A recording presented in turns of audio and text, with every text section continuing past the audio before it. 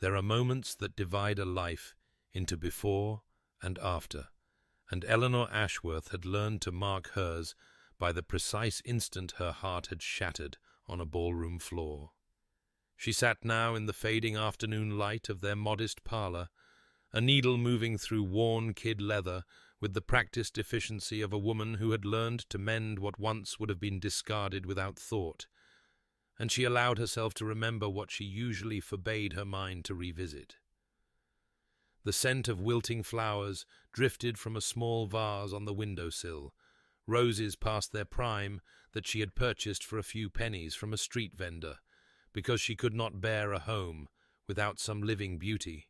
though their fading sweetness served only to remind her of the hothouse blooms that had perfumed the midsummer ball 3 years ago, when she had still believed herself loved. She had worn white that night, a gown of silk and tulle that had made her feel like a creature from a dream, and Edmund Hartley had looked at her as though she were the only woman in the room, his golden hair gleaming in the candlelight, his blue eyes sparkling with what she had foolishly believed was genuine adoration. They had danced 2 waltzes,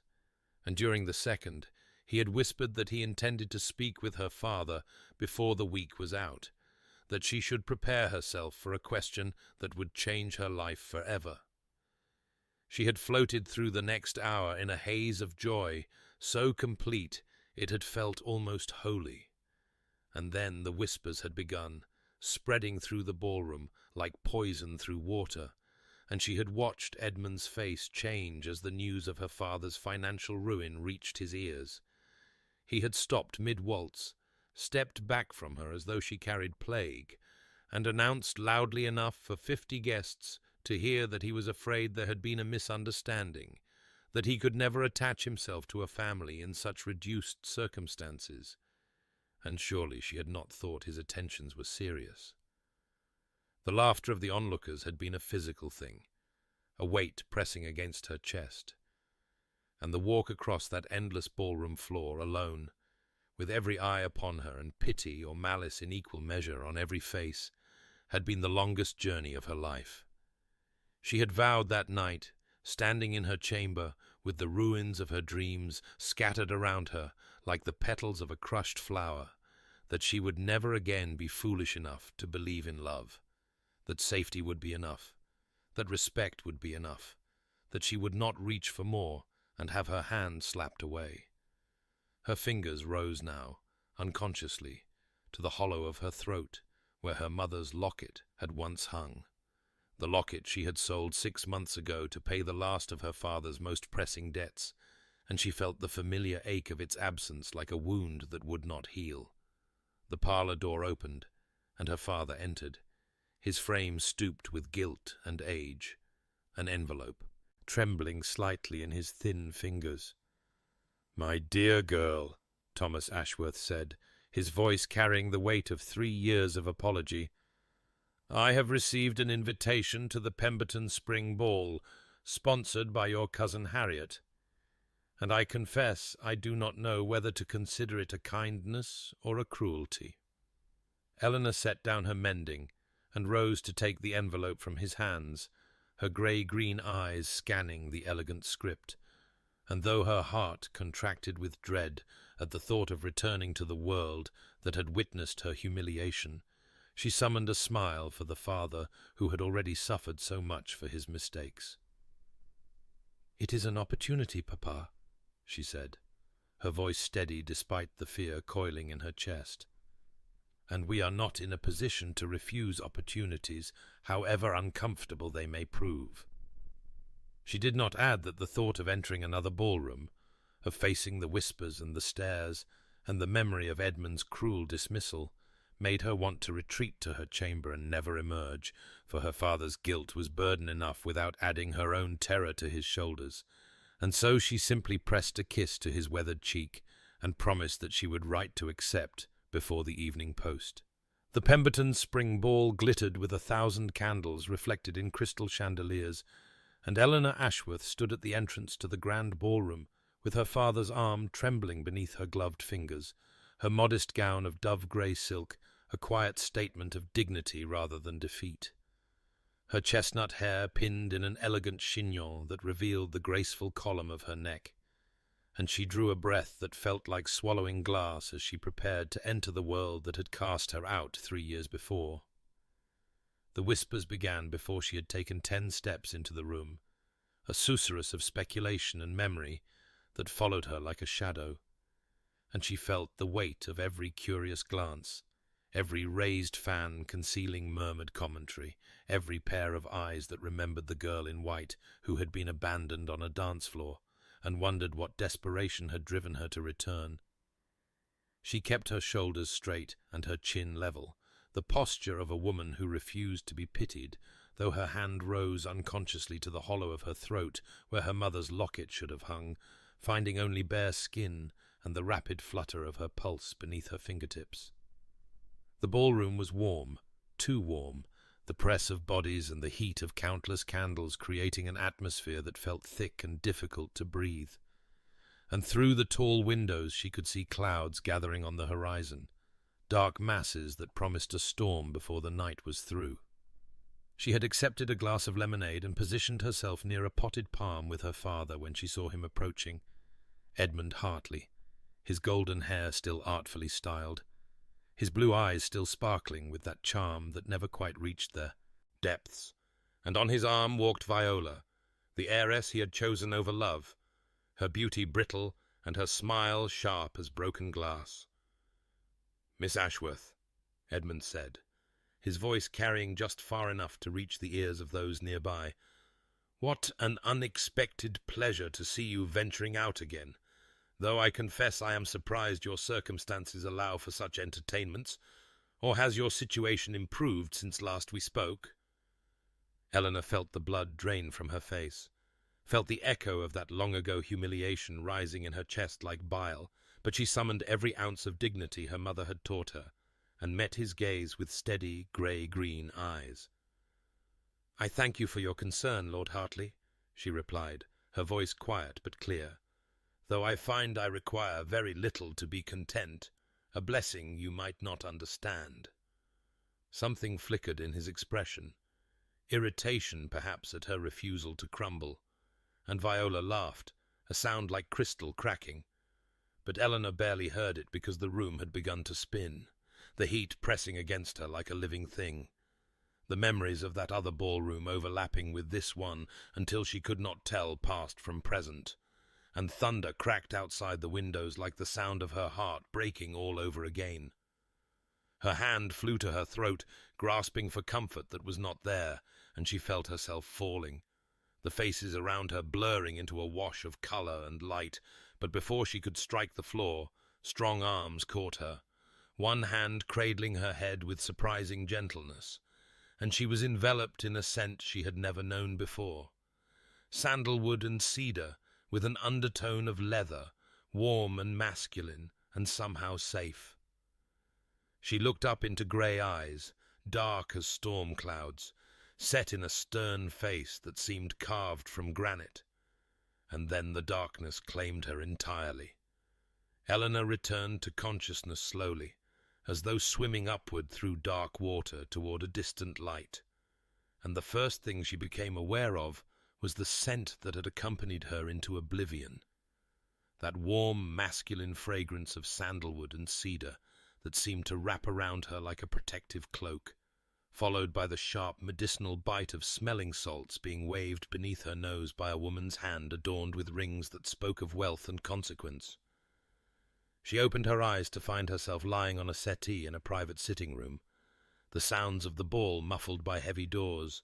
and standing at the window with his back to her was the tall, broad-shouldered figure of the man who had caught her, his stern profile illuminated by flashes of lightning as the storm she had seen gathering finally unleashed its fury against the windows.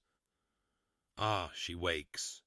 said the woman with the smelling salts, her voice carrying the crisp authority of one accustomed to being obeyed, though not unkindly. And Eleanor turned her head to find a handsome woman of perhaps 60 years, regarding her with sharp, assessing eyes that held more warmth than her tone suggested. "I am Lady Beatrice Blackwell, my dear, and you have given us quite a fright, though I confess my nephew has seen worse on the battlefield, and remained admirably composed."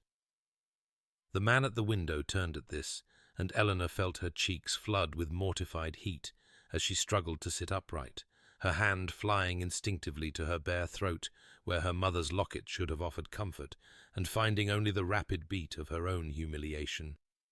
"Please do not distress yourself, Miss Ashworth," he said, his voice a deep baritone that rumbled like the thunder outside, clipped and formal, yet carrying an undercurrent of something she could not name, and she realized with dawning horror that this was not merely some gentleman who had happened to be nearby when she fell, but the Duke of Thornton himself, one of the most powerful men in England, into whose arms she had collapsed like some vaporous creature from a penny novel. Her father arrived moments later, his face grey with worry, and in the flurry of explanations and reassurances, Eleanor learned the full measure of her mortification when Lady Beatrice mentioned that her nephew's bank held what remained of the Ashworth debts, a detail that made Eleanor wish the settee would simply swallow her whole. "You carry yourself with remarkable dignity, Miss Ashworth," Lady Beatrice observed quietly, pressing a glass of water into Eleanor's trembling hands. "A quality I find increasingly rare and therefore precious." The Duke offered his carriage to see them home through the storm, a courtesy Eleanor wished desperately to refuse, but could not without giving offence. And so she found herself seated across from him in the close confines of his elegant equipage, the rain drumming against the roof like impatient fingers, his scent filling the small space until she could scarcely breathe without drawing him into her lungs. She studied him covertly in the darkness between lightning flashes, noting the hard line of his jaw, the way his scarred right hand clenched into a fist upon his thigh, the careful stillness with which he held himself. And when the lightning illuminated his grey eyes, she discovered them fixed upon her with an intensity that made her fingers twist nervously in her lap, though he looked away the moment he realized she had caught him watching, and neither of them spoke a word for the remainder of the journey home. 3 days passed in a blur of anxious waiting, Eleanor starting at every sound from the street below, telling herself she was not hoping for anything, that the Duke of Thornton had surely forgotten the insignificant woman who had fainted into his arms and inconvenienced his evening. And yet when the knock came on that grey overcast morning, she knew before their single remaining maidservant announced him that it was he, knew it in the way her heart seized, and her hand flew to the hollow of her throat where comfort should have been. He filled their modest parlour with his presence, his height and breadth making the worn furnishings seem smaller and shabbier than they had ever appeared before, and Eleanor stood frozen beside her father's chair as the Duke of Thornton, in a voice as clipped and formal as she remembered, presented a proposal that stripped the breath from her lungs and the ground from beneath her feet. "I require a wife," he said, his grey eyes fixed on some point beyond her shoulder, as though he could not quite bring himself to meet her gaze. "A woman of good breeding and sensible temperament, who can manage a household and conduct herself with dignity in society. And I find myself in a position to offer you security in exchange for these qualities which you possess in abundance, Miss Ashworth, your father's debts settled, your family provided for, and nothing expected beyond companionship and competence." Eleanor heard the words as though from a great distance, felt them landing against her heart like stones dropped into still water, each one sending ripples of complicated emotion through her chest, relief and humiliation, and the quiet death of dreams she had told herself she no longer harboured, and when she finally found her voice, it emerged steady and quiet despite the trembling of her hands. "I confess I am overwhelmed by your generosity, Your Grace, and I must ask for time to consider such a momentous decision," she said, and she watched his scarred right hand clench into a fist at his side as he inclined his head and granted her request, his expression as unreadable as granite, the scent of sandalwood and cedar reaching her across the small distance between them and making her remember, against her will, How safe she had felt in his arms. Her father wept when she told him, torn between guilt at what his failures had wrought and desperate hope that his daughter might yet be saved from the poverty he had created. And Eleanor sat beside him in the grey light that matched her grey acceptance and reminded herself of the vow she had made 3 years ago, that she would never again be foolish enough to believe in love, that safety was enough, that respect was enough, and here was a man offering both, without demanding the one thing she could not afford to give. The wedding took place with efficient speed in a small chapel, the ceremony brief and sparsely attended, and when he spoke his vows, his voice dropped low enough that only she could hear the words he added to the traditional promises. "I will never give you cause to regret this choice," he said, his grey eyes finally meeting hers with an intensity that made her breath catch. "You will always have my protection, my respect, and my name. These I can promise. More than this I do not know if I am capable of more." Eleanor's hand rose to her throat as she gave her own vows, reaching for comfort that was not there, and she told herself that what he offered was more than enough, that she was grateful that she would not reach for more and have her hand slapped away, even as something deep within her whispered that she was already beginning to hope. Thornton Hall rose before Eleanor like a stone sentinel against the spring sky, its grey facade softened by the late afternoon sunlight that gilded the countless windows and warmed the ancient walls. And as the carriage rolled to a stop before the grand entrance, she pressed her hand to her throat in that unconscious gesture of seeking comfort, and reminded herself that this magnificent, intimidating place was now her home, though it felt less like a homecoming than an arrival at a beautiful prison whose bars were gilded with duty and arrangement rather than love. The doors opened before she could gather her courage,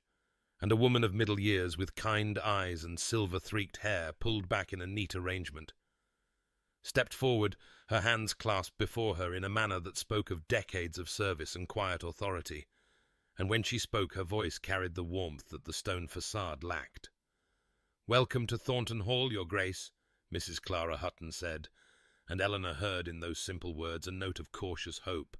as though the housekeeper had been waiting for something or someone to breathe life into these halls. "I have served this house for 30 years, and I confess I have prayed every night for 20 of them that someone would remind him," she added softly, her eyes flickering toward the Duke, who had descended from his own carriage and was approaching with his customary stern expression. And Eleanor did not need to ask what she meant, for she had seen the way Henry Blackwell held himself apart from the world, a fortress unto himself. And she understood now that his household staff saw it too and grieved for it. Lady Beatrice appeared in the doorway, resplendent in afternoon silk, her sharp eyes taking in the scene with evident satisfaction as she watched her nephew offer his arm to his new bride with formal courtesy. "My nephew has been a fortress for 20 years, my dear,"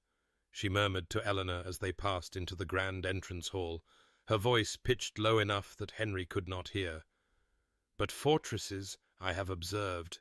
make rather lonely homes." The tour that followed was conducted with meticulous formality, Henry explaining the management of the household she would oversee in clipped, efficient sentences that revealed nothing of his inner thoughts, and Eleanor found herself cataloguing details that spoke louder than his careful words. The portrait of a woman with his grey eyes hanging in the gallery, her gentle smile a stark contrast to her son's stern countenance, the books in his study with spines worn soft from repeated reading, the pianoforte in the music room that sat silent beneath a fine layer of dust, as though no one had touched it since the woman in the portrait had gone. It was in the library that everything shifted,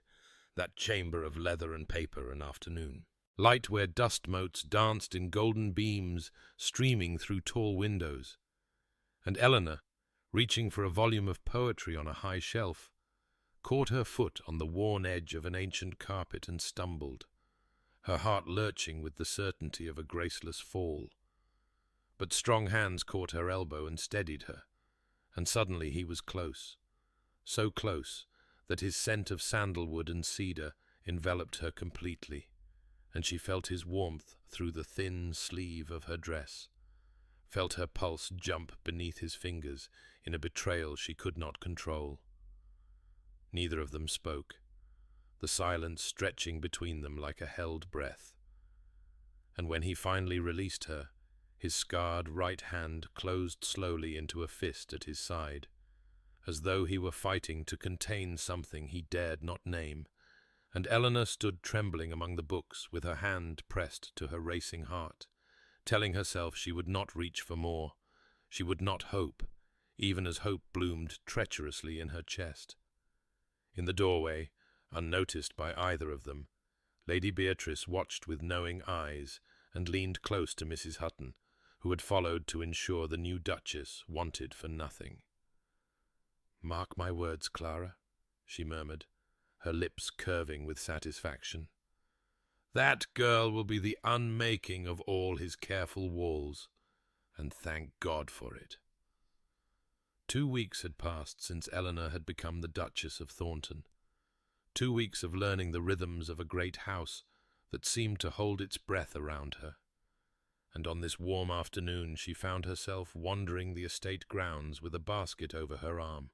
ostensibly gathering wildflowers for the morning room, but truly seeking to understand the world that was now hers.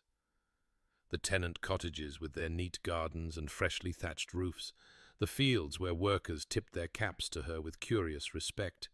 the winding paths that led through ancient oaks whose leaves filtered the sunlight into patterns of gold and green upon the earth.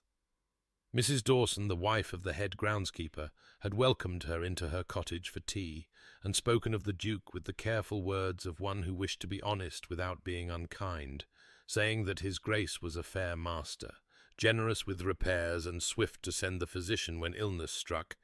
that no family on the Thornton estate had ever wanted for necessities,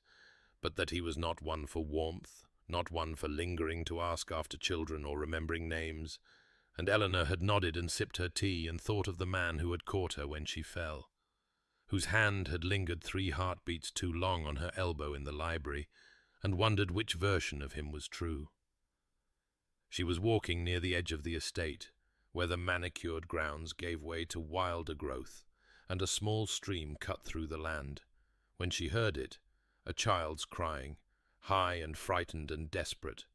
and her heart clenched as she followed the sound through a thicket of hawthorn until she reached a clearing and stopped, her breath catching in her throat at the scene before her. Henry knelt in the mud beside the stream,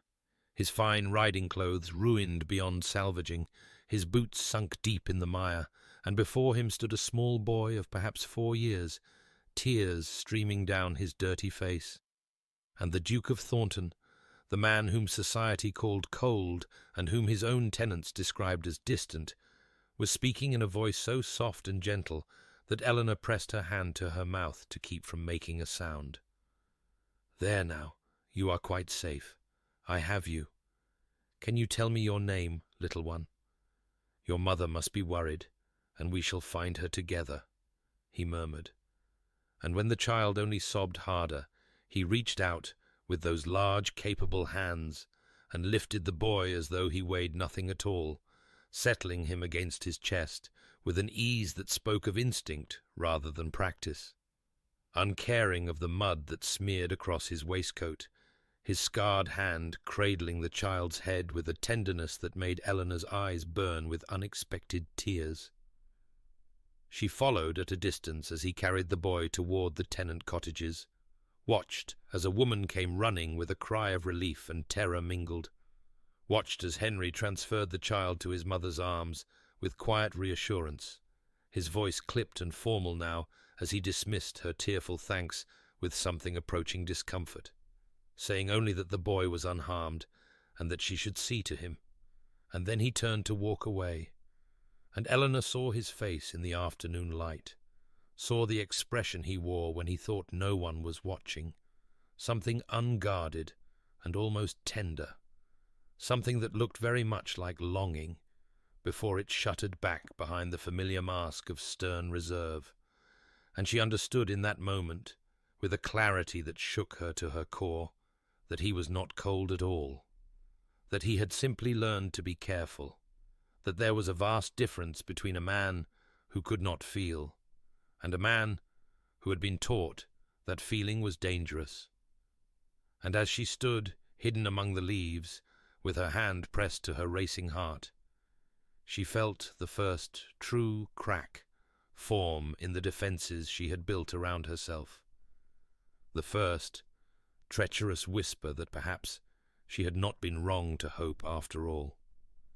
The evening of their first formal dinner arrived, with all the weight of expectation pressing upon Eleanor's shoulders like a physical thing, and as she descended the grand staircase in a gown of deep forest green that Mrs. Hutton had insisted brought out the silver in her grey-green eyes, she found her fingers rising to touch the hollow of her throat in that familiar gesture of seeking comfort,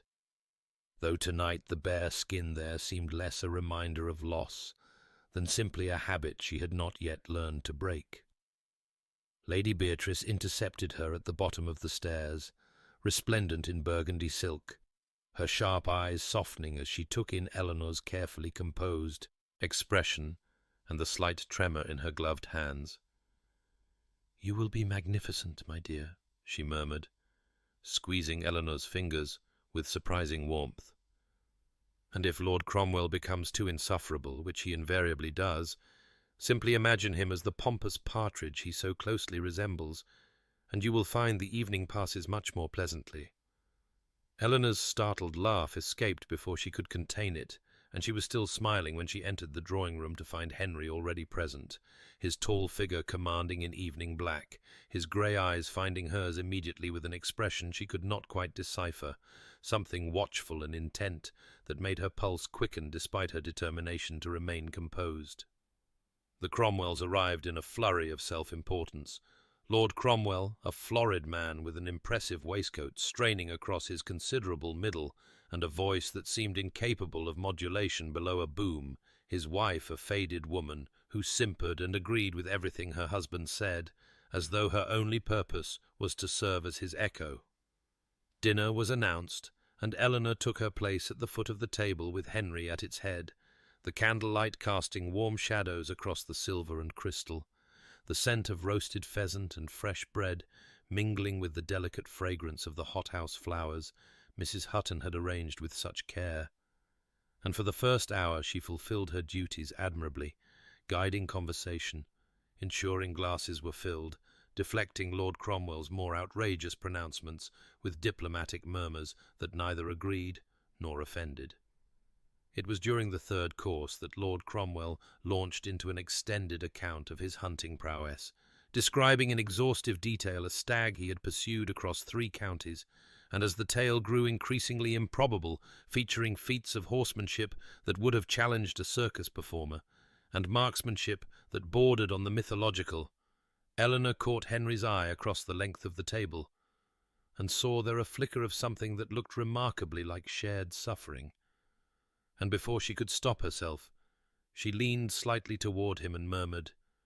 just loud enough for him alone to hear, "I confess, I am uncertain whether Lord Cromwell is describing a hunt or auditioning for a position among the Greek heroes,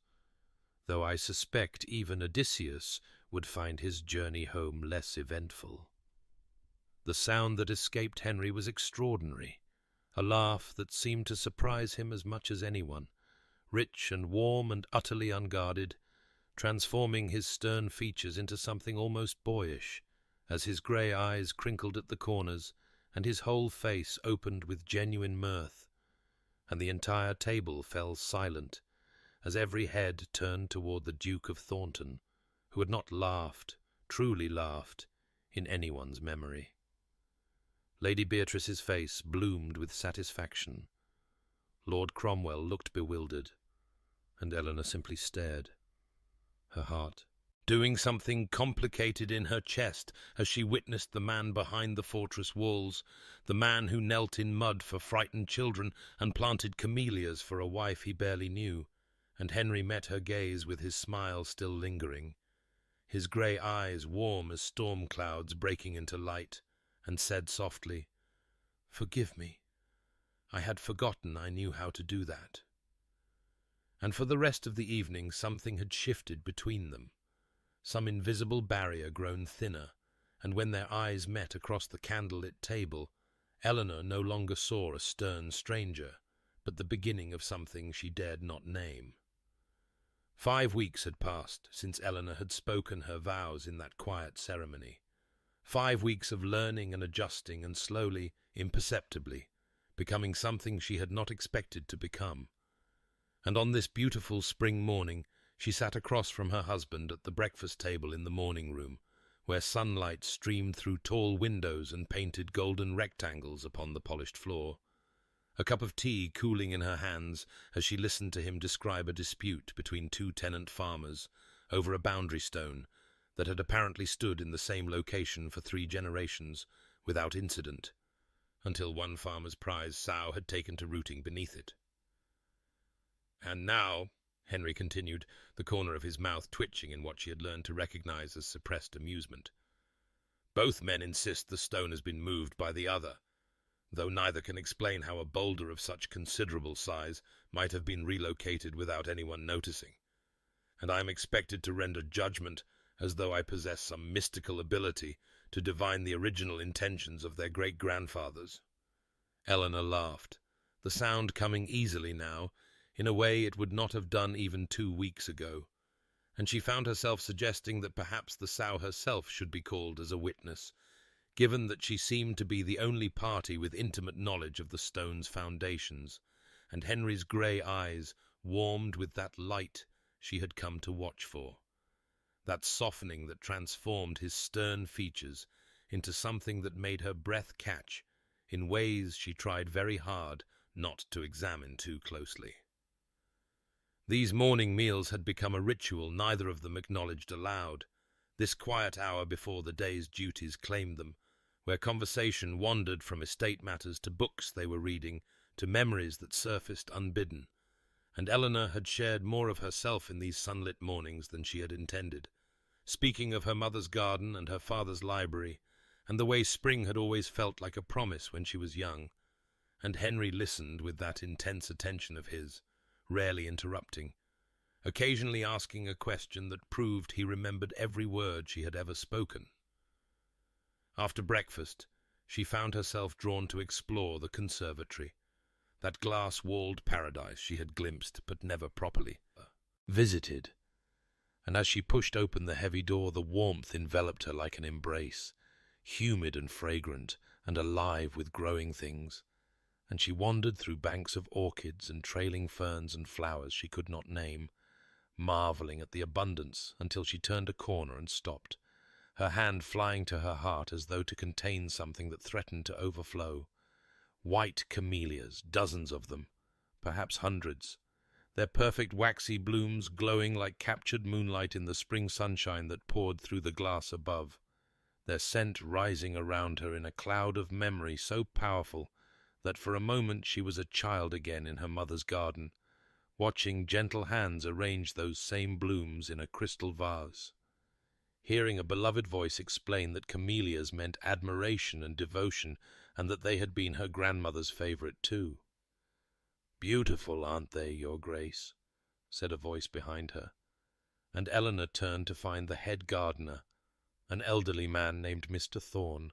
whose weathered face creased with pleasure at her obvious emotion, and she asked when they had been planted, her voice not quite steady, and Mr. Thorne's answer stole the breath from her lungs entirely. "His Grace ordered them the week after your wedding, Your Grace. Had them brought from London specially, he did. Finest specimens money could buy. Said they were to be perfect for when you found them. Said you would know what they meant."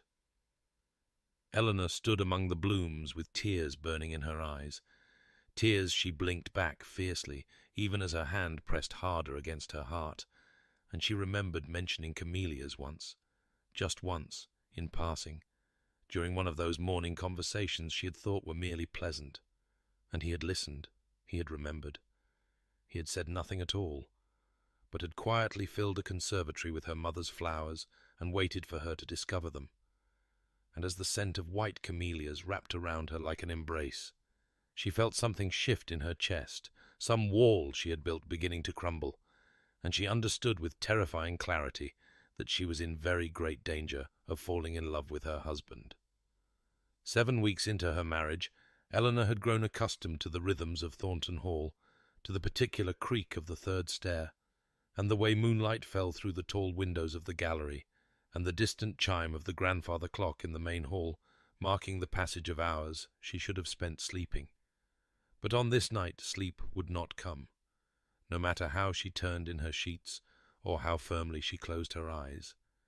And so she found herself wandering the darkened corridors in her dressing gown with a candle in her hand, telling herself she was merely restless, merely in need of a book from the library, though her feet carried her past the library door without pausing and toward the east wing, where Henry's private study lay, behind a door of carved oak. And she might have continued past that door, too, had she not noticed the thin ribbon of golden light seeping beneath it, evidence that she was not the only soul in this great house unable to find rest. She hesitated with her hand raised to knock, uncertain whether she had any right to intrude upon his solitude, uncertain what she would even say if he admitted her. But something stronger than propriety compelled her knuckles to rap softly against the wood, and when his voice came low and rough, bidding her enter, she pushed open the door to find him seated in a leather chair before the dying fire, a glass of brandy dangling from his fingers, and his grey eyes fixed upon something small that glinted in his other hand, and the scent that greeted her was warmth itself, sandalwood and cedar mingling with the rich amber of good brandy and the smoke of burning applewood. And when he looked up at her, his expression shifted through surprise, and something that might have been vulnerability, before settling into careful welcome. "I could not sleep," she said softly, and he gestured to the chair across from his, and as she settled into it she saw what he held, a miniature portrait in a golden frame, the painted face of a woman with his grey eyes and a gentle smile. And she remembered noticing a similar portrait during her first tour of the house, remembered wondering about the woman who had borne such a striking resemblance to her stern husband. "My mother," he said, following her gaze, and his voice was rough in a way she had never heard it, stripped of its usual careful control, and when she asked gently if he would tell her about her, something cracked open in his expression, some door he had kept barred for 20 years swinging slowly ajar, and he spoke haltingly of a woman who had laughed often and loved fiercely, and died when he was 12 years old, leaving behind a boy who did not understand why the world had grown so cold, and a father who retreated so far into grief that he forgot he still had a son who needed him. And as Henry spoke of learning that love meant loss, that caring for someone only gave the world a weapon to wound you with, his voice broke on the word alone, and his scarred right hand clenched into a fist so tight his knuckles went white against his thigh,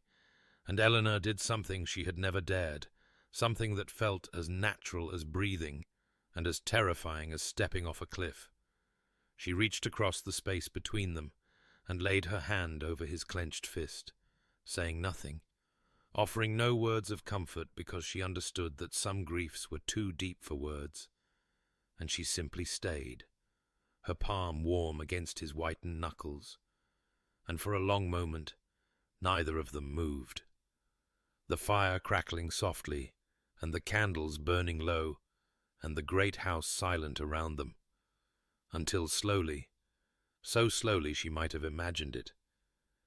his hand uncurled beneath hers, his fingers relaxing, opening,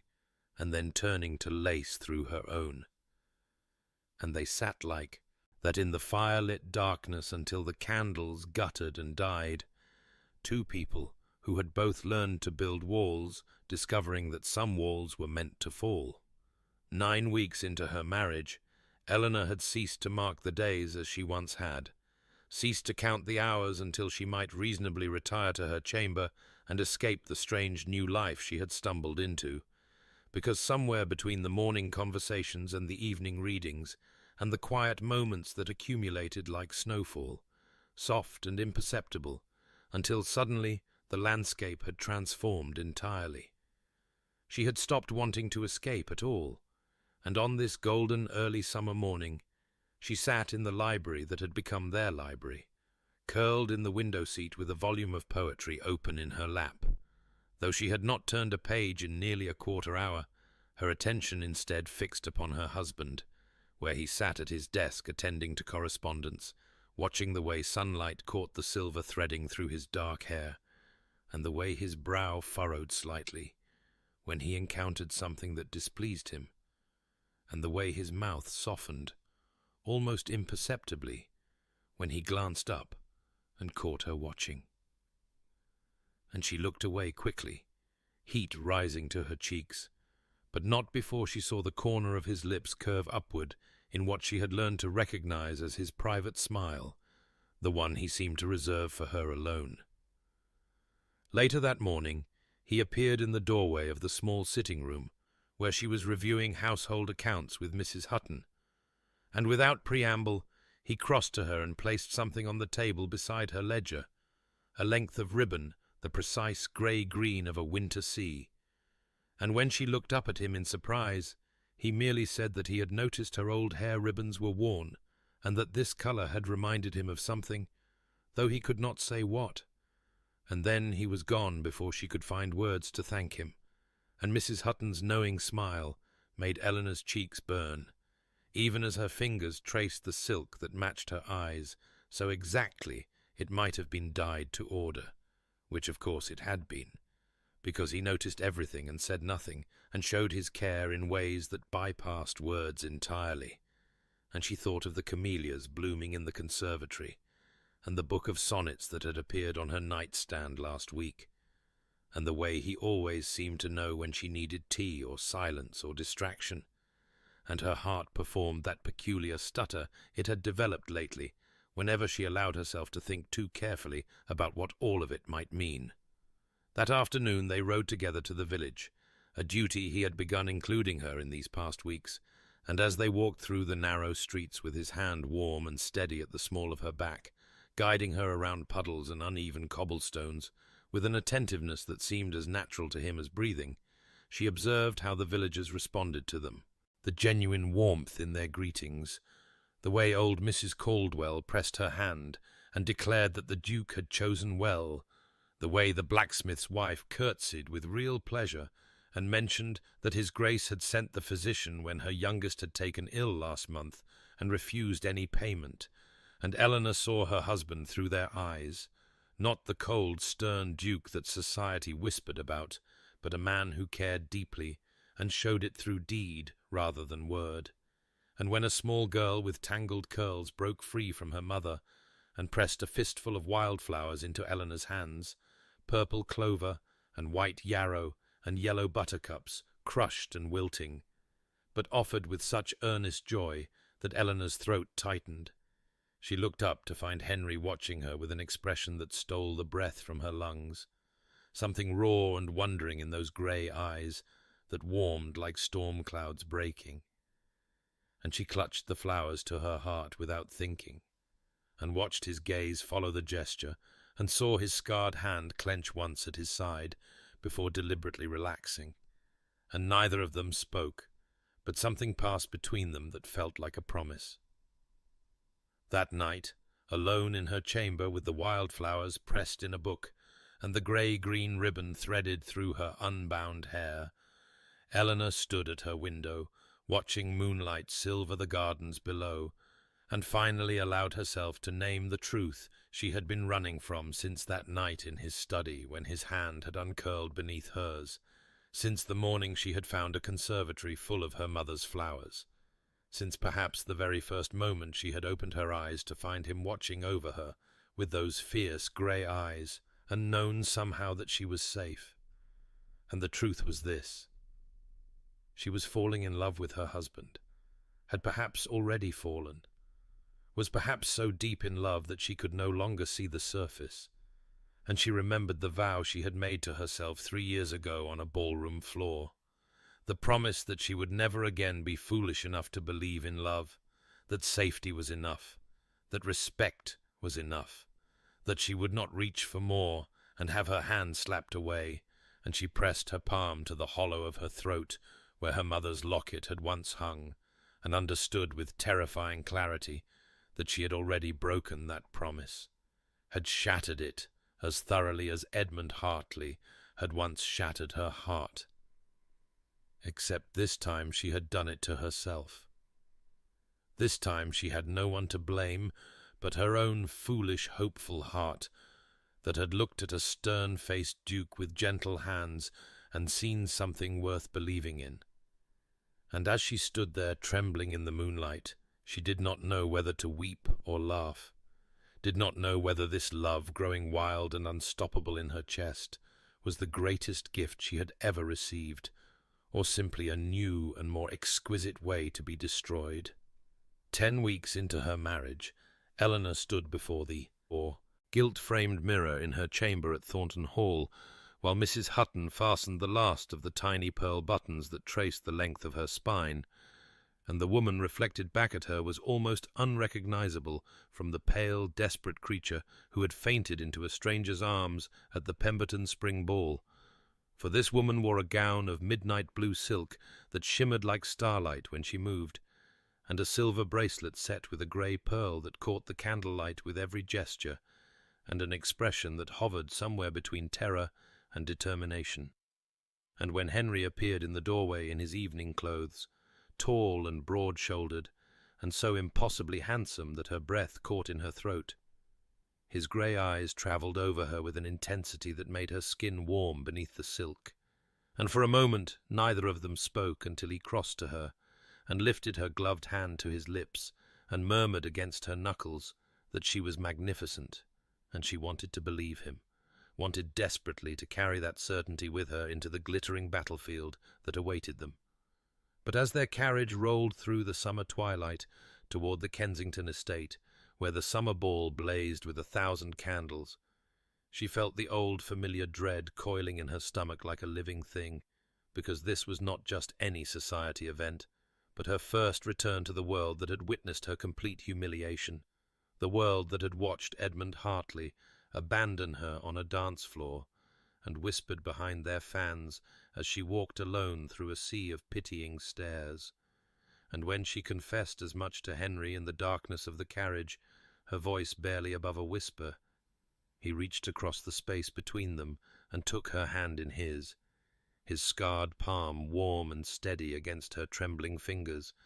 and said simply that she was the Duchess of Thornton now, and that she should let them remember that, and something in the quiet certainty of his voice steadied her enough to lift her chin as the carriage door opened and the music and light of the Kensington ballroom spilled out into the gathering dusk, where storm clouds were beginning to mass on the horizon, and she placed her hand on his arm and felt the solid strength of him beside her, and told herself that she could do this, that she was no longer the ruined daughter of a bankrupt gentleman, but the wife of one of the most powerful men in England. And for a time it seemed that she was right, for society was forced to acknowledge her new position with curtsies and congratulations that ranged from genuine to grudging. And when Henry led her onto the dance floor for their first waltz as husband and wife, his hand warm at her waist and his grey eyes fixed on hers with an expression that made her forget there was anyone else in the room, she felt something loosen in her chest that had been clenched tight for 3 long years. But then the music ended, and the dancers began to disperse, and she saw him approaching through the crowd, Edmund Hartley with his golden hair and his charming smile that never reached his eyes, and his wife Viola trailing behind him with an expression of bored malice, and Eleanor's hand flew unconsciously to the hollow of her throat as Edmund stopped before them and let his gaze travel over her with insulting slowness, before declaring loudly enough for a dozen nearby guests to hear that he had always known she was clever, but he had never imagined she was quite clever enough to trap a duke with her desperation. And as the murmurs began to spread and the faces turned toward her with that terrible familiar curiosity, she felt the colour drain from her cheeks and the words die in her throat, and the old humiliation rise up to drown her, and she could not speak, could not move, could only stand frozen, while Edmund's cruel smile widened, and the moment stretched on, terrible and endless, the echo of the midsummer ball ringing in her ears as thunder rumbled in the distance. The silence that followed Edmund's words stretched like a held breath,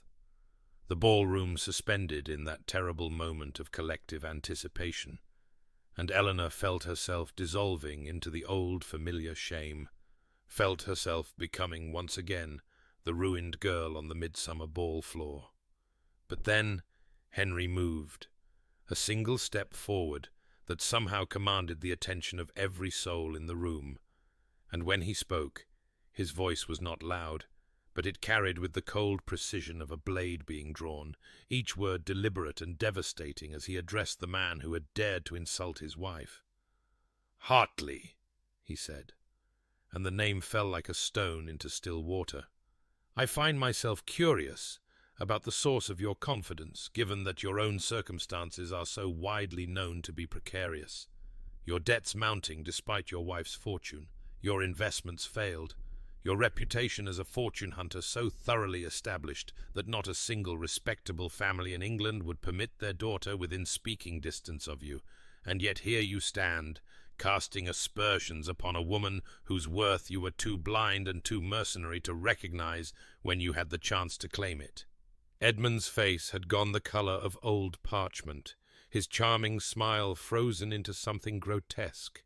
and Henry continued without pause, his grey eyes cold as winter steel. "You discarded a woman of extraordinary worth for a purse, and now you dare to speak to my wife as though she should feel shame? The shame, Hartley, is entirely yours, and every person in this room knows it, just as they know that your marriage is a hollow mockery, and your prospects grow dimmer by the season, while you cling to the coat-tails of a wife who openly despises you." The silence was absolute now, broken only by the distant rumble of thunder beyond the tall windows, and Eleanor watched as Viola Hartley turned to look at her husband with an expression of such undisguised contempt that it seemed almost a kindness compared to the social execution Henry had just performed. And then Henry's arm came around Eleanor's waist, warm and solid and claiming, as he turned to address the assembled guests with that same quiet authority that brooked no argument. "My wife is the Duchess of Thornton," he said, and his voice carried to every corner of the ballroom. "She is the finest woman I have ever known, and any insult to her is an insult to me, and I trust I need not explain the consequences of that." No one spoke, no one moved,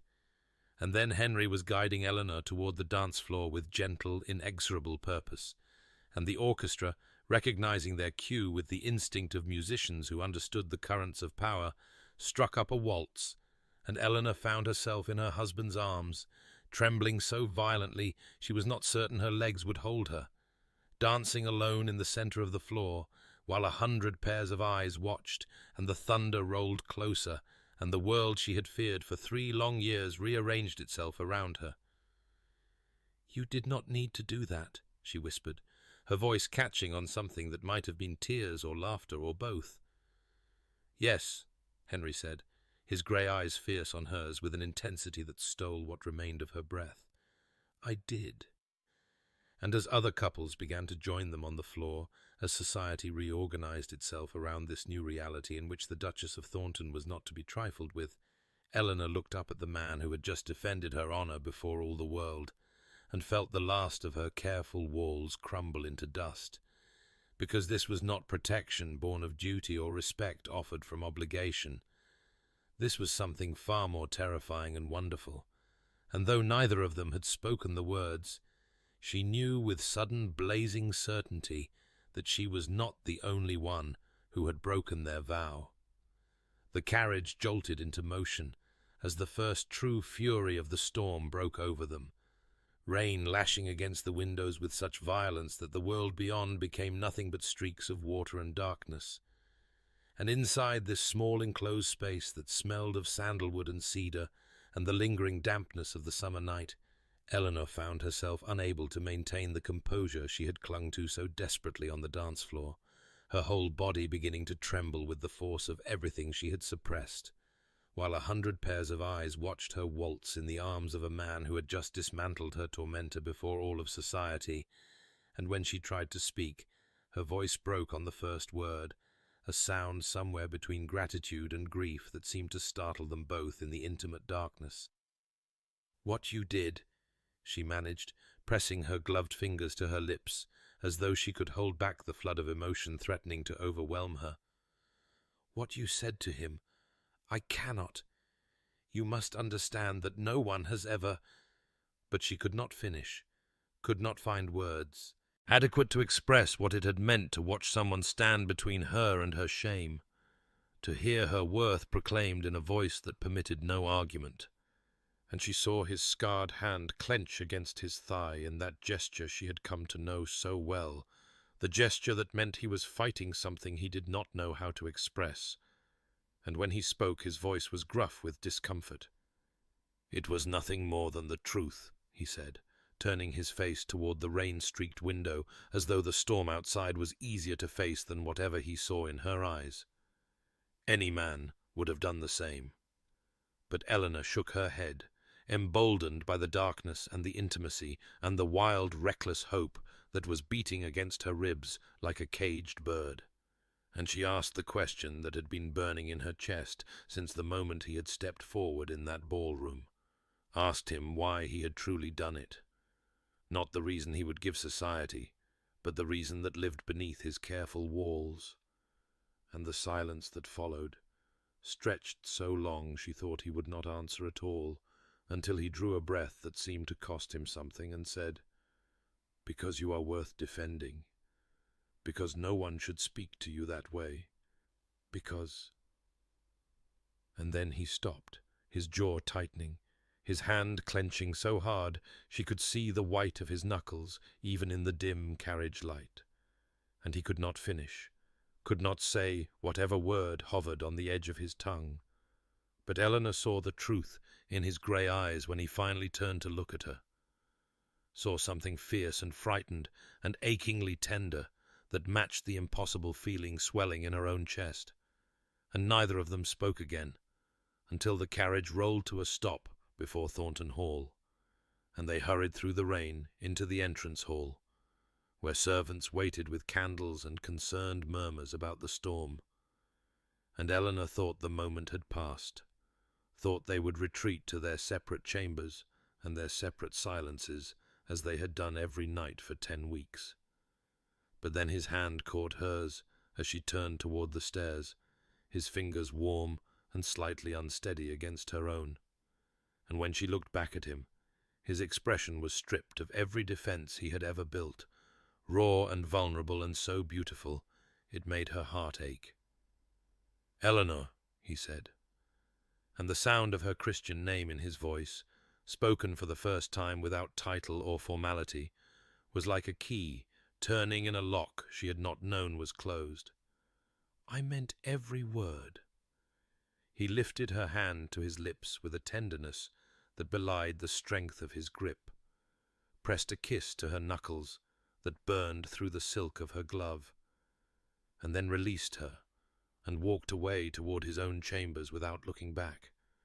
And Eleanor stood alone in the candle-lit hallway, with her hand pressed to her heart, and her whole body trembling with a hope so fierce and so terrifying that she could scarcely breathe, because she understood now that his vow of protection and respect had been a lie,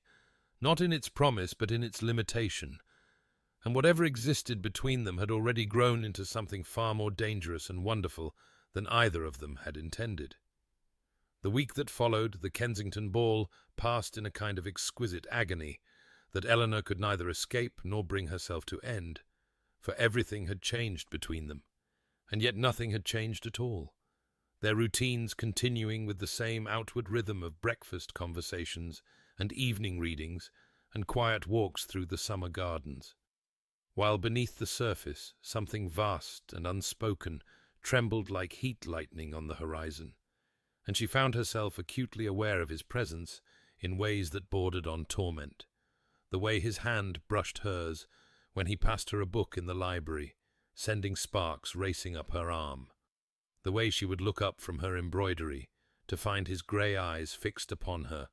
with an intensity that stole the breath from her lungs and set her heart hammering against her ribs. The way he said her name now with that low, rough tenderness that made her think of the kiss he had pressed to her knuckles and the fierce declaration that had silenced a ballroom. And Lady Beatrice observed it all with the knowing satisfaction of a woman whose predictions were coming true before her very eyes, her sharp gaze moving between them at dinner with barely concealed delight, while Mrs. Hutton found excuses to linger in doorways and smile her quiet, motherly smile at the transformation unfolding in the house she had served for 30 years. It was on the 5th day of this sweet torture that Eleanor found herself alone in the library, reaching for a volume of poetry on the highest shelf she could access. And her fingers closed instead upon a worn leather binding that she did not recognize. A collection of Shakespeare's sonnets, so well read that the spine cracked when she opened it, and her breath caught in her throat when she saw the marginalia. The careful notations in her hand she had come to know from estate documents and correspondence. Henry's precise script marking passages with dates and observations. And when she turned to Sonnet 116, she found the entire poem underlined with a date written beside it that made her knees go weak, a date that preceded their wedding by 3 days, and the words seemed to blur before her eyes as she read them again and again. Love is not love, which alters when it alteration finds, or bends with the remover to remove. And she pressed the book to her chest, and wondered if he had meant her to find it. Wondered what it meant that he had marked these words before he had even spoken his vows, and the wondering was almost more than she could bear. She was still standing there, clutching the sonnets like a lifeline, when Lady Beatrice found her, and something in Eleanor's expression must have betrayed the tumult within, because the older woman crossed to her immediately, and took her hands with a gentleness that undid the last of Eleanor's composure, and the words spilled out before she could stop them. The admission that she loved him so desperately it terrified her, that she was afraid this would always be an arrangement to him,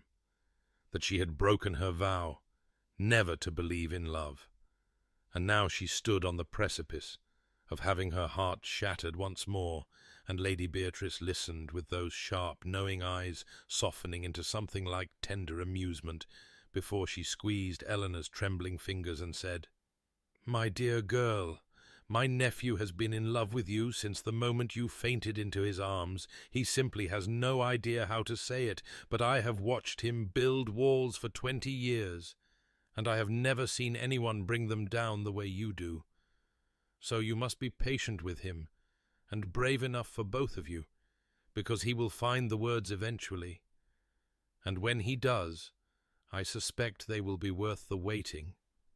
2 days had passed since Lady Beatrice's words had planted themselves in Eleanor's heart like seeds that would not stop growing. 2 days of watching and waiting and feeling the weight of unspoken truth pressing against her chest until she thought she might shatter from the force of it. And on the morning of the 3rd day she woke to a sky the colour of bruised plums, and a restlessness in her blood that would not be quieted by embroidery or reading or any of the gentle occupations that had once brought her peace, and she knew with a certainty that settled into her bones like the ache before a storm that she could bear the uncertainty no longer, that she must speak or be consumed by the speaking she had left undone. And so, when Mrs. Hutton came to help her dress, selecting a gown of soft dove-grey that matched the gathering clouds beyond the window, Eleanor found herself asking questions she had never dared to ask before. Questions about the boy Henry had been, before grief had taught him to build his fortress walls, and the housekeeper's weathered hands stilled on the buttons at Eleanor's back as her eyes grew distant with memory. "He was the sweetest child," Mrs. Hutton said softly, her voice carrying the weight of 30 years of watching and hoping.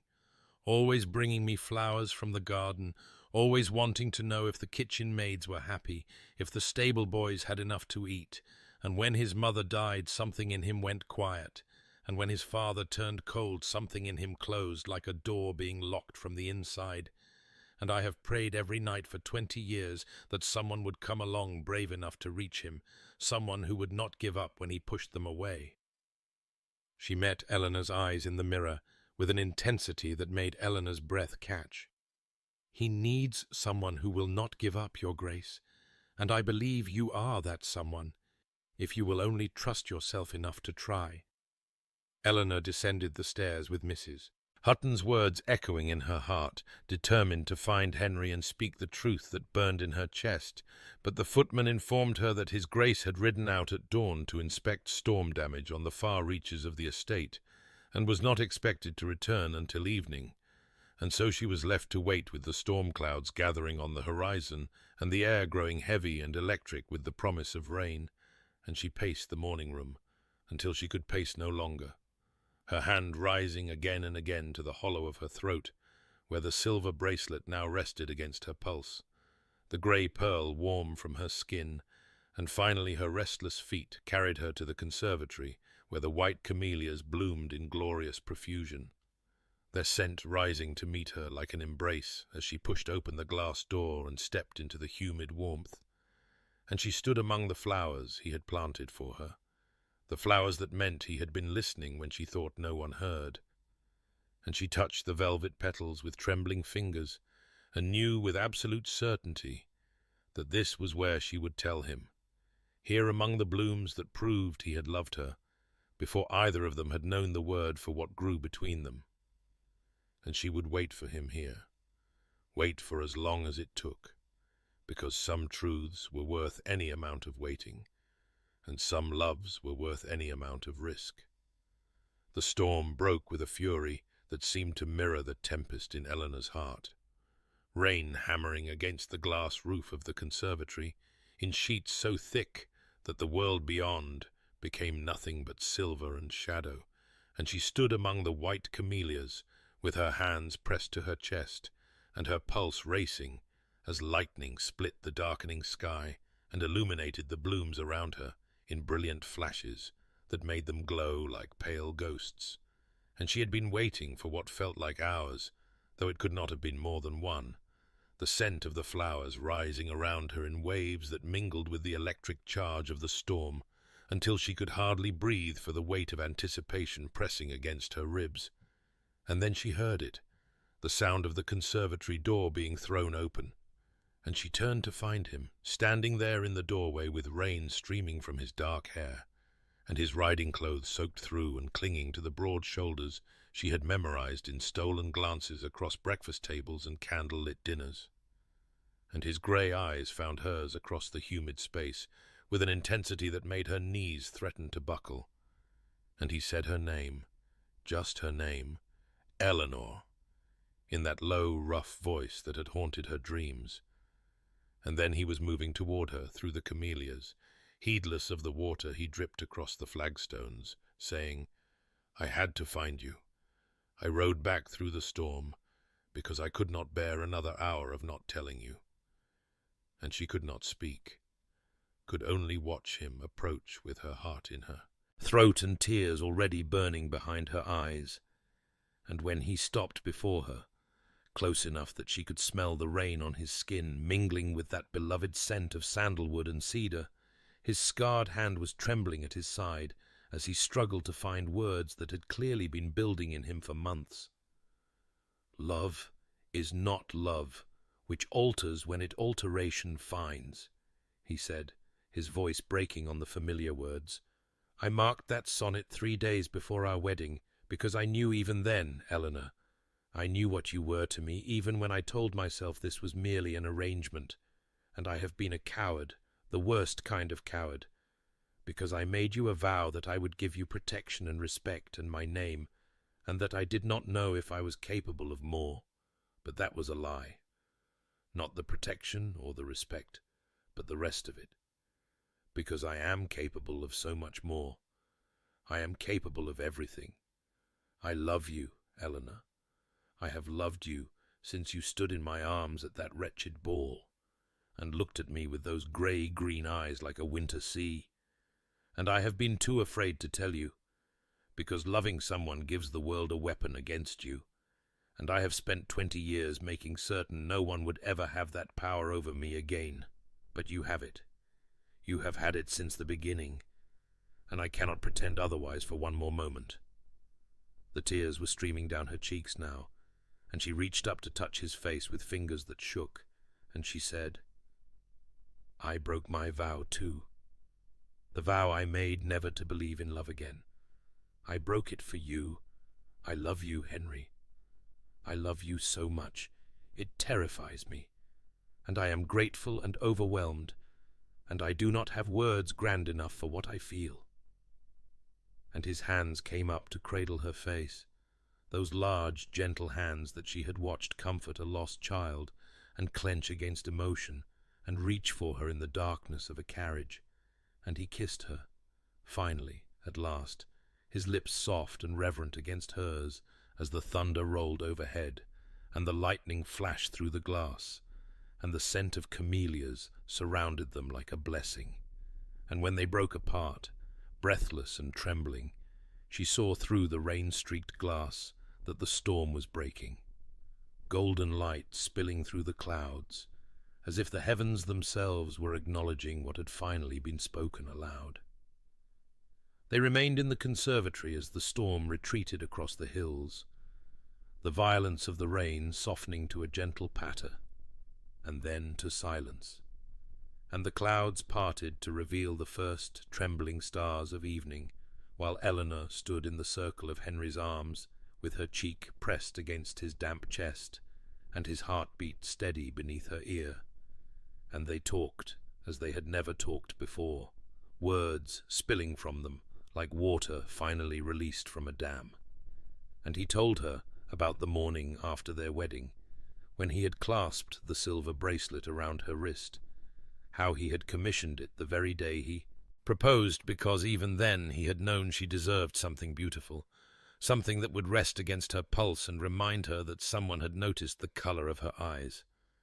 And she wept again at this confession, at the realization that he had been loving her in his quiet way from the very beginning, while she had been too wounded to see it. And she told him that he was everything she had never dared to hope for, that she had armored herself against dreams of love, only to find that love had slipped past her defenses in the form of a stern duke who planted flowers she had mentioned once and caught her when she fell and defended her honor before all of society.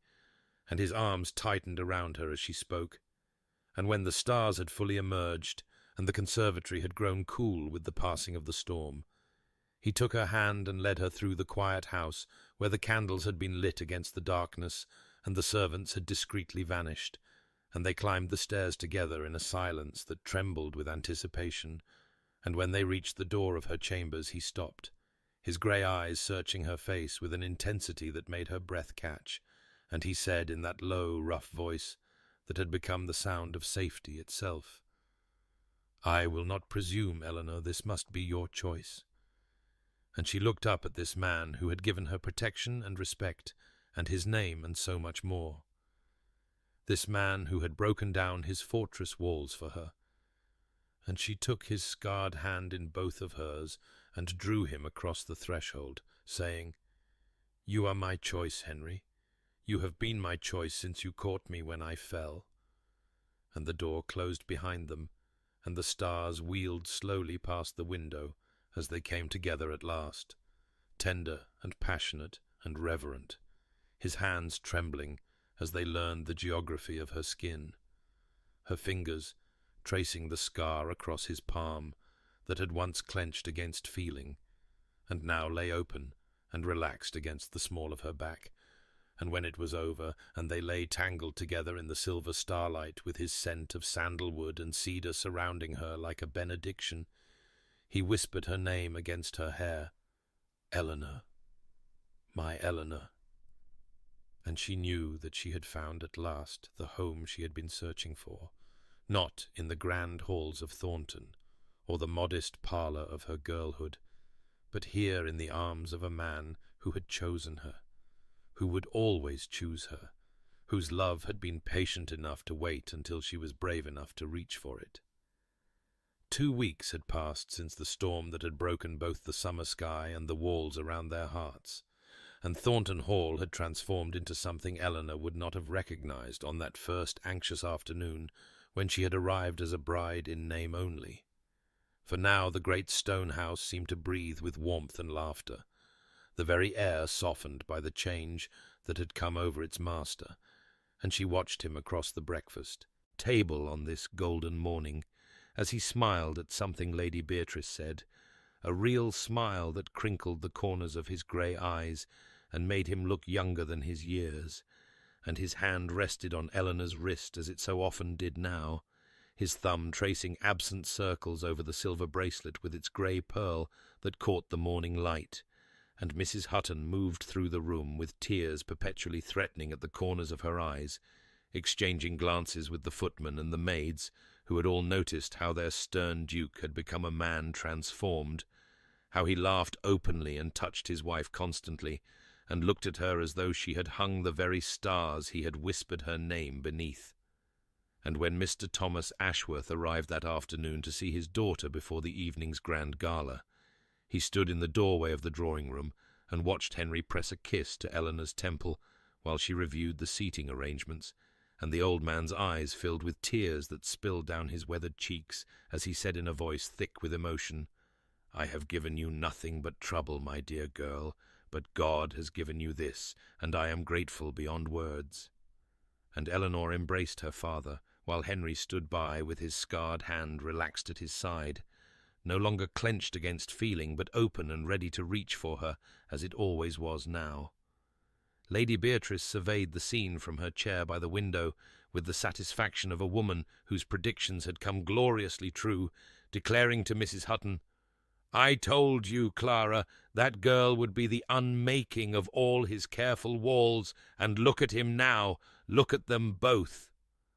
And Mrs. Hutton could only nod and dab at her eyes with her handkerchief, her 20 years of prayers answered in the radiant happiness that filled every corner of the house. The gala itself was a triumph beyond anything society had witnessed in a generation, the great ballroom of Thornton Hall blazing with 1,000 candles that reflected off crystal chandeliers, and the jewels adorning the necks of every important family in the county. And Eleanor descended the grand staircase in a gown of deep grey-green silk that matched her eyes exactly, the silver bracelet glinting at her wrist, her chestnut hair swept up to reveal the graceful column of her neck, and the small beauty mark below her left cheekbone that Henry had traced with his thumb just an hour before, while telling her she was the most beautiful woman in England, and she moved through the crowd on his arm with her shoulders straight and her chin level, no longer the posture of a woman refusing to be pitied, but the carriage of a woman who knew herself beloved. And the whispers that followed her now were not of scandal or ruin, but of admiration and envy. "Look how he watches her," they murmured. "Look how she glows. They say it was an arrangement, but no one could look at them and believe it." And Eleanor heard every word and smiled, her hand resting on Henry's arm as he guided her through the throng with his palm warm against the small of her back, positioning himself always between her and any potential slight, though none came now, for society had recognized what she had become and bowed before it. Edmund Hartley stood near the refreshment table with Viola on his arm, his golden hair less lustrous than it had been 3 years ago, his handsome face grown bitter around the edges, and he watched Eleanor pass with an expression that mingled envy and regret in equal measure, forced to attend by the social consequence of refusing an invitation from the Duke of Thornton, forced to witness the woman he had discarded as damaged goods, now reigning as the undisputed queen of the evening. And when Viola approached Eleanor near the terrace doors with that brittle smile and those cold eyes, saying in a voice pitched just loud enough to carry, "How charming that you have managed to make something of yourself after all. though I suppose even a fallen woman can rise if she finds a wealthy enough protector." Eleanor did not flinch, did not feel the old shame rising, but simply looked at the beautiful, bitter woman before her with something that surprised them both, genuine pity, and she said softly, "I hope you find happiness some day, Lady Hartley. It is quite wonderful." And she turned and walked away on Henry's arm, leaving Viola speechless and pale, and Henry's hand tightened on hers as he murmured, "That was magnificently done." And she looked up at him, at this man who had defended her honor and planted her flowers and broken down his fortress walls to let her in, and she said, "I find I have nothing left to prove to anyone but you." And his grey eyes, warm as storm clouds breaking into sunlight, met hers with such love that several nearby matrons sighed audibly, and Eleanor knew that the girl who had stood frozen with humiliation on a ballroom floor 3 years ago was gone forever, replaced by a woman who had learned that love was not the absence of fear, but the courage to hope anyway. And as the orchestra began to play, and Henry led her onto the dance floor for the first waltz, she rested her head briefly against his shoulder and whispered, "Thank you for catching me when I fell." And he pressed his lips to her hair and whispered back, "Thank you for teaching me how to love." And they danced beneath the glittering chandeliers, while society watched and whispered and wondered at the transformation of the cold Duke of Thornton, not knowing that the true miracle was not his transformation at all, but the quiet courage of a woman who had dared to believe in love again. 5 years had passed since the storm that had changed everything. 5 years of mornings waking in his arms, and evenings reading together in the library, and nights whispered with promises kept and exceeded. And on this golden autumn afternoon, Eleanor stood at the nursery window, with her hand resting on the sill, where the late sunlight pooled like honey, watching the scene unfolding in the garden below, with a heart so full she thought it might overflow, for there on the grass, still green, despite the turning season, was Henry, the Duke of Thornton, on his knees in the dirt, with his fine coat abandoned on a nearby bench, and his shirt-sleeves rolled to his elbows, and their son William, 4 years old, with his father's grey eyes and serious brow, was attempting to teach him the proper way to examine a beetle, while their daughter Rose, barely 2, with her mother's chestnut curls escaping from her ribbons, sat on his back as though he were a horse, and shrieked with delighted laughter every time he pretended to buck. And the sound of that laughter, both the children's bright peals and Henry's deep rumble beneath them, rose through the autumn air like music, and Eleanor pressed her fingers to her lips to contain the emotion that threatened to spill from her eyes, remembering the stern, cold man who had caught her when she fainted at a ball, the man who had clenched his scarred hand against feeling, the man who had believed himself incapable of more than protection and respect.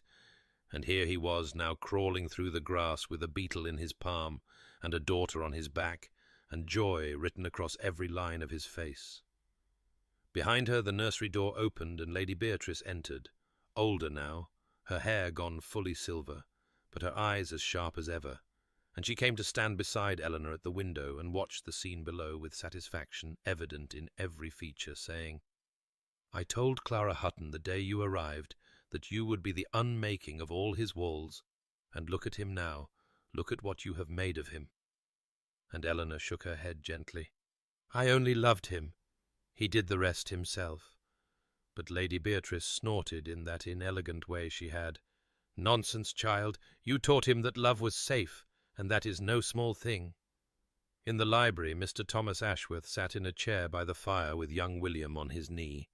for the children had been brought in from the garden as the air grew cool, and he read to his grandson from a book of fairy tales, while Rose drowsed against Mrs. Hutton's shoulder, and the housekeeper's eyes were bright with the tears that came so easily to her now, her 20 years of prayers answered beyond anything she had dared to imagine. And when Henry entered the room with grass stains on his trousers, and his hair dishevelled and his face alight with the simple joy of fatherhood, she whispered to no one in particular, He was a sweet lad before the world taught him to be hard, and now he is sweet again. That evening, as the sun painted the sky in shades of amber and rose, Eleanor and Henry walked through the gardens hand in hand, their children asleep in the nursery and the house glowing warm behind them. And when they reached the conservatory where the white camellias still bloomed in profusion, filling the air with their delicate scent, he stopped and turned to her and took both her hands in his scarred palm open and warm against her fingers, and he said in that low voice that had become the sound of home, "I made you a vow once, Eleanor, that I would give you protection and respect and my name, and that I did not know if I was capable of more." And she watched his grey eyes, soft now in the fading light, as he lifted her hand to his lips and pressed a kiss to her palm. "I was wrong.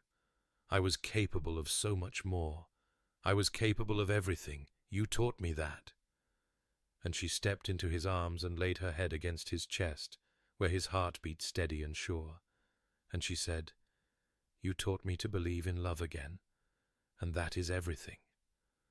And they stood among the camellias as the first stars appeared, two people who had found in each other not just safety or respect or even passion, but the complete and perfect fulfillment of every hope they had been too wounded to dream. Late that night, when the children were long asleep and the house had settled into its quiet evening rhythms, Eleanor found herself drawn to the library by the soft glow of lamplight spilling beneath the door, and when she entered she discovered Henry in his favourite chair by the fire, with the worn volume of Shakespeare's sonnets open in his hands, the same volume she had found years ago with passages marked in his careful script. And he looked up at her approach with that smile that still made her heart stutter after 5 years of marriage and 2 children and countless mornings waking in his arms. And he extended his hand to her in silent invitation, and she went to him as she always did,